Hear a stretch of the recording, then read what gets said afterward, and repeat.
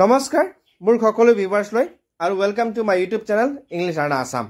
আজি এই ভিডিঅ'ত আপোনালোকৰ লগত এটা ইনফৰমেশ্যন শ্বেয়াৰ কৰিম যিসকল ছাত্ৰ ছাত্ৰীয়ে এইবাৰ বি ফাৰ্ম বা ডি ফাৰ্মৰ কাৰণে এন্ট্ৰেন্স এপিয়াৰ কৰিছিলে তেওঁলোকৰ কাৰণে সকলো ছাত্ৰ ছাত্ৰীৰ কাৰণে বহুত ভাল খবৰ ক'ব লাগিব। এতিয়া যিসকলে এন্ট্ৰেন্স এপিয়াৰ কৰিছিলে তেওঁলোকৰ ৰিজাল্ট ডিক্লেয়াৰ কৰি দিয়া হৈছে। তেওঁলোকে এপ্লাই কৰিছিলে 30 এপ্ৰিলত আৰু লাষ্ট ডেটটো আছিলে 23 মে আৰু এডমিট কাৰ্ড তেওঁলোকক দিয়া হৈছিলে 31 মেত আৰু এন্ট্ৰেন্স এক্সাম পাতিছিলে 8 জুনত আৰু এক্সাক্টলি ঠিক এক মাহৰ পাছত অৰ্থাৎ 8 জুলাইত তেওঁলোকৰ ৰিজাল্ট ডিক্লেয়াৰ কৰি দিয়া হৈছে।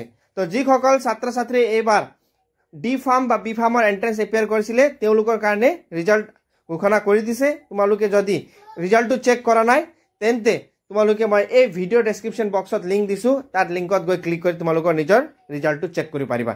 থেংক ইউ ফৰ ৱাচিং the video'. Please subscribe the channel.